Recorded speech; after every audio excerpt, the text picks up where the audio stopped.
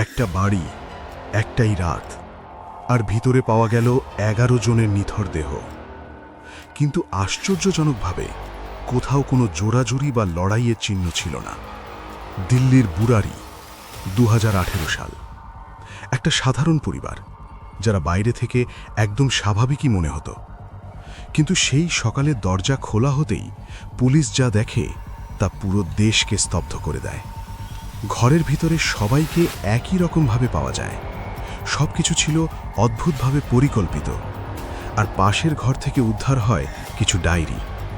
সেই ডায়েরিতে লেখা ছিল কিছু নিয়ম, কিছু বিশ্বাস, যা নাকি মানলে পরিবার রক্ষা পাবে।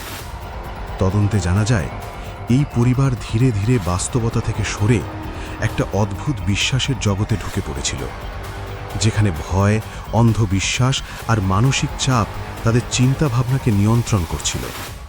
আজও প্রশ্ন একটাই, এটা কি শুধুই অন্ধবিশ্বাসের ফল, নাকি কেউ এই পুরো পরিবারকে নীরবে ধ্বংসের দিকে ঠেলে দিয়েছিল?